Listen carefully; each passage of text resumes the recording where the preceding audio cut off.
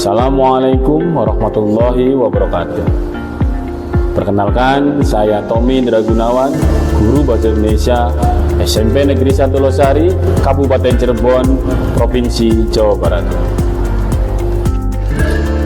Bapak dan Ibu rekan pendidik yang saya hormati, perkenankan saya hari ini berbagi pengalaman praktik baik yang telah saya lakukan dalam kegiatan pembelajaran di kelas.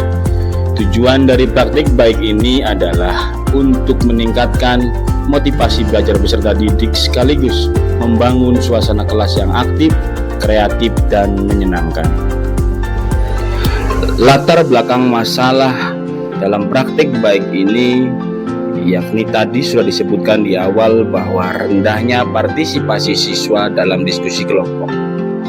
Ketika saya membagi siswa dalam kelompok, seringkali hanya 1 atau 2 orang yang benar-benar aktif berdiskusi, sementara anggota lainnya cenderung diam, hanya mengikuti tanpa terlibat.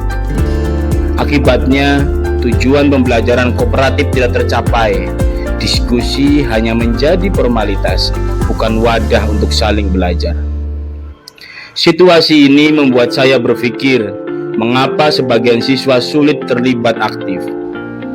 Dari hasil pengamatan dan refleksi, saya menemukan beberapa penyebab. Yang pertama, beberapa siswa merasa tidak tahu apa yang harus dilakukan dalam kelompok.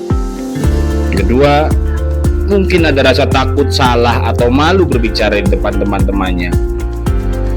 Yang ketiga, bisa jadi tidak ada pembagian peran yang jelas sehingga tanggung jawab dalam kelompok tidak seimbang.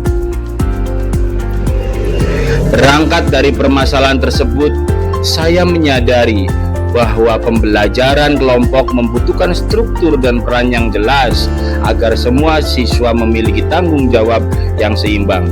Dari sinilah saya terinspirasi untuk mencoba pendekatan yang saya beri nama kolaboratif berbasis peran, sebuah adaptasi dari metode cooperative learning.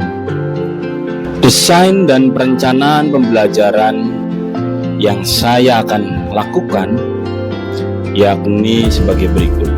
Sebelum menerapkan pendekatan ini, saya menyiapkan modul pembelajaran dengan sintaks cooperative learning yang disesuaikan dengan kondisi kelas. Saya memilih materi teks iklan, poster, dan slogan untuk diterapkan karena materi ini menuntut siswa berpikir secara rinci, mengamati dengan teliti, dan menyusun gagasan secara sistematis. Kemampuan yang bisa tumbuh melalui kerjasama dan diskusi. Saya membagi siswa dalam kelompok yang beranggotakan 5-6 orang. Setiap anggota kelompok kemudian diberi peran yang berbeda, yakni sebagai pemimpin diskusi, sebagai pencatat, sebagai penyaji, sebagai penanya, dan sebagai pengamat waktu. Setelah itu, saya melakukan pemetaan siswa dengan melakukan tes asesmen diagnostik untuk mengetahui kemampuan siswa pada awal pembelajaran dengan menggunakan aplikasi Quizzes dan untuk mengetahui cara kerja pendekatan kolaboratif berbasis peran. Siswa kemudian duduk sesuai kelompoknya dan saya pun memberikan tayangan PowerPoint tentang contoh iklan, slogan, dan poster pada layar proyektor. Setiap kelompok mulai berdiskusi, siapa yang akan berbicara duluan, siapa yang mencatat, siapa yang bertanya, dan sebagainya. Suasana kelas menjadi hidup. Saya melihat wajah-wajah yang biasanya diam, kini mulai mengangkat tangan dan menyampaikan pendapat. Pemimpin diskusi terlihat berperan aktif mengatur jalannya percakapan. Di akhir kegiatan, masing-masing kelompok menyampaikan hasil diskusinya di depan kelas. Saya tidak hanya menilai hasil akhir, tetapi juga proses kerjasama, keaktifan berbicara, dan kemampuan mendengarkan anggota yang lainnya. Dari hasil perlakuan yang dilakukan oleh saya dengan menggunakan metode cooperative learning, akhirnya membuahkan hasil yang baik. Dibuktikan dengan peningkatan hasil belajar secara signifikan melalui nilai rata-rata kelas sejumlah 15% dibandingkan dengan awal pembelajaran, yaitu hasil ini melalui tes penilaian dengan aplikasi Quizizz. Yang lebih penting lagi, saya melihat perubahan sikap belajar siswa. Mereka tampak lebih percaya diri, saling menghargai pendapat teman, dan lebih menikmati proses belajar. Salah satu siswa bahkan berkata kepada saya, "Ini sangat luar biasa, Pak," sehingga membuat kami menjadi senang berkelompok dalam belajar.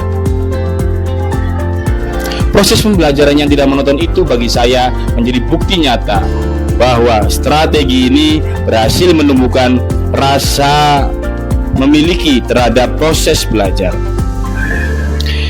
Dari pembelajaran ini akhirnya saya dapat merefleksikan diri. Saya belajar bahwa perubahan kecil dapat memberikan dampak besar jika dilakukan dengan konsisten. Sebagai guru, saya menyadari bahwa keberhasilan pembelajaran bukan diukur dari seberapa banyak saya menjelaskan, tetapi seberapa banyak siswa terlibat secara aktif dalam proses belajar.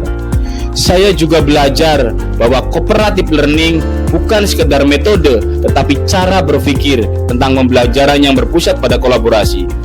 Siswa tidak hanya belajar materi, tetapi juga nilai-nilai penting seperti tanggung jawab, empati, dan saling menghargai.